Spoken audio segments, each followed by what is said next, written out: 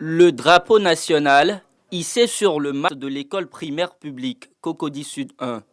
Dans la cour, des élèves sont à la recherche de leur salle de classe.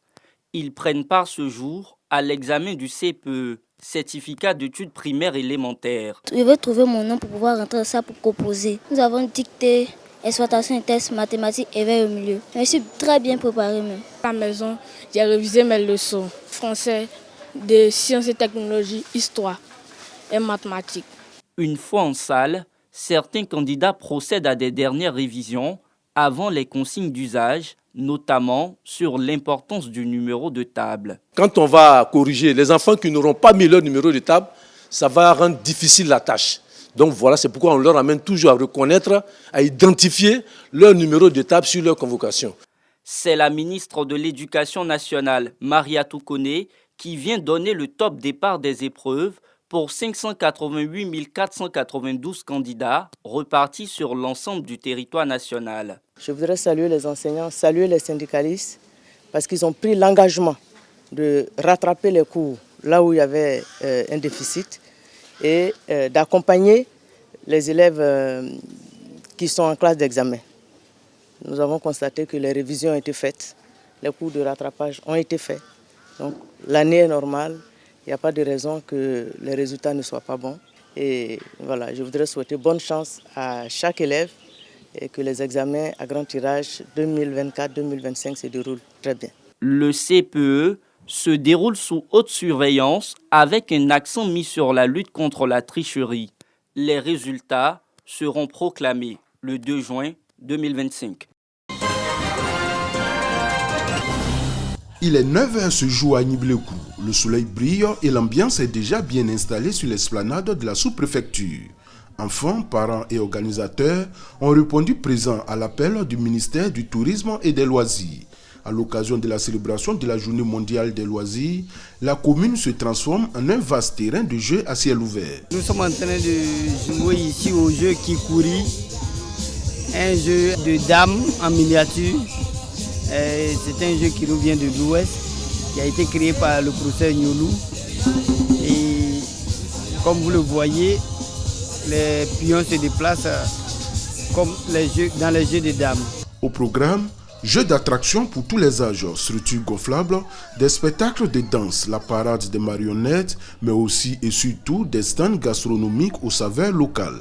L'objectif, promouvoir les loisirs comme un droit pour tous, mais aussi valoriser le vivre ensemble. Cette célébration de la Journée mondiale des loisirs est le lieu de rappeler que le droit au loisir est universel, consacré par des textes et inscrit comme un droit fondamental en lien avec le bien-être, l'épanouissement personnel et la participation à la vie sociale.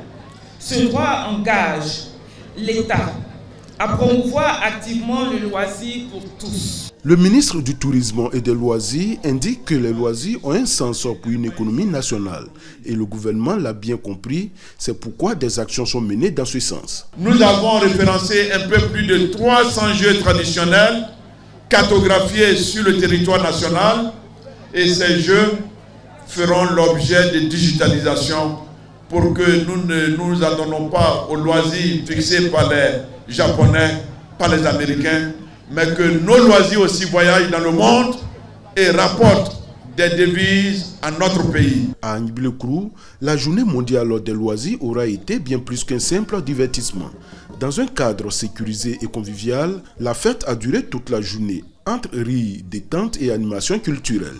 Une bouffée d'air frais saluée par les participants. Cette journée aura marqué les esprits, petits et grands, et rappelé l'importance de prendre du temps pour soi et pour les autres. Le président du conseil régional de l'Indénie-Guablin et les populations de Bétier sablent le champagne sur la terre principale de la ville. Après plusieurs années d'attente et de souffrance sur une voie en état de dégradation avancée, les populations célèbrent enfin le bitumage complet de l'axe Yakassé à Tobrou-Bétier.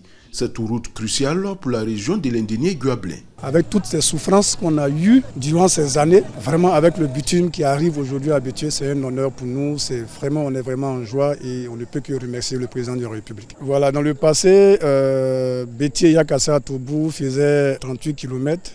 Et on faisait 2 heures. 2 heures quand la route était un peu truc. Sinon, 2 fois, on faisait au moins 3 heures de temps pour faire ces 38 km. Donc maintenant, en 25 minutes, aujourd'hui, on est à Yakassa à Tobruk. C'est un chantier de grande envergure mené sous l'impulsion du président de la République Alassane Ouattara. Une réalisation fruit d'une volonté politique forte et d'un engagement vers le développement local. Devant les chefs coutumiers, les jeunes et les femmes mobilisés, le président du conseil régional de l'Indénie-Guablin a partagé ce moment de joie avec les populations reconnaissantes.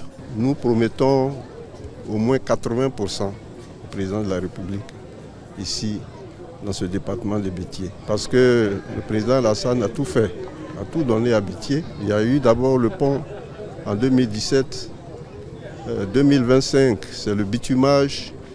Mais avant ça, tous les villages du département de Bétié sont électrifiés.